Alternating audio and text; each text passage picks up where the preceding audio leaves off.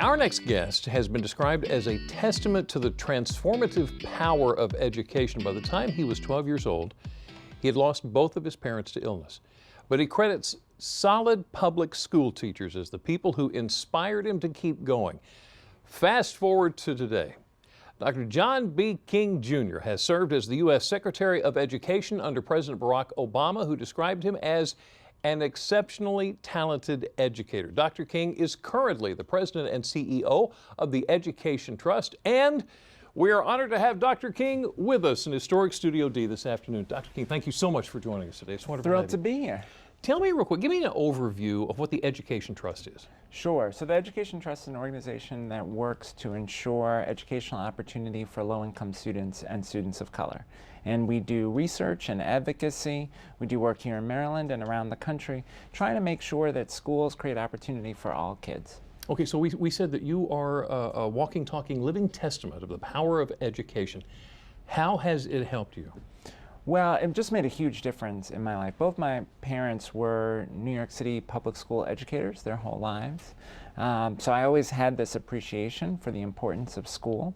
But then both of my parents passed away when I was a kid. My mom when I was 8 in October of 4th grade, and then I lived with my dad, who was quite sick with undiagnosed Alzheimer's. So home was this place where I didn't know what my father would be like from one night to the next. Some nights he was sad, some nights he was angry, some nights he talked to me, some nights he wouldn't. So home was really hard, but school was this place that was safe, consistent, nurturing. I just had a series of phenomenal teachers who really made school this place where you really experienced the joy of learning. I can remember doing a production of A Midsummer Night's Dream in elementary school, Shakespeare in elementary school. Yeah. We read New York Times every day in elementary school, 4th, 5th, 6th grade. And so school was this place where I could be a kid when I couldn't be a kid at home. My dad passed when I was 12. I moved around different family members, different schools, but it was always teachers who gave me a sense of hope and possibility. I'm sorry for your loss, but my goodness, how it has turned out to the benefit for a lot of people. Can we talk about education today for just a second? What kind of gaps do you see compared to how you grew up? Yeah. With what's going on now? Yeah. Well, I was very blessed to get an excellent education in a New York City public school. I worry today that there are many kids around the country who aren't getting the opportunity that they need, and we see that play out in very significant achievement gaps for low-income students and for students of color. We see that African American students and Latino students are graduating from high school at a much lower rate. They are going on to college at a lower rate than white students. We see that low-income students have much less chance of going on to college and succeeding in college. And those are gaps we have to close for the long-term health and well-being of the state of Maryland and of our country. You know, today in our nation's public schools, the majority of students are students of color. The majority of students are eligible for free or reduced price lunch. Right. If we fail as a country to educate low-income students and students of color, our economy has no future, our democracy has no future. So the stakes are very high in ensuring that all of our schools do a good job preparing students for success, not only after they graduate from high school, but success in life and as citizens. So do you think there's a simple resolution to how to close those gaps? Yeah, there's no simple resolution, but there are some important things we have to do. Actually, in Maryland, there was a commission, the Kirwan Commission, that was created to develop a plan for the state. The state is about middle of the pack on performance across the country. The Kirwan Commission created this plan for how the state could become first in the nation. And that plan relies on making sure kids have access to quality early childhood education, making sure we pay our teachers well and that we attract strong teachers and that we support them with good professional development and help them grow, making sure that our students get a rich quality curriculum that prepares them for success in college and careers. Investing in quality career and technical education is very important. So this plan, this blueprint that they've created, I think is the right direction. It will require investment of resources, and so we've got to talk as a state about how we invest the right level of resources in our schools. But there's no more important investment that we could make than in investing in our kids. So is that how we as a community come into this? How can the community help? That's exactly right. Well, there are a few things. One is there are important opportunities to volunteer and contribute to schools, whether it's mentoring young people or participating in internship programs for high school students who need to learn the world of work. There are opportunities to support public schools through how you interact with your local school board, making sure that you're supportive of the local school community.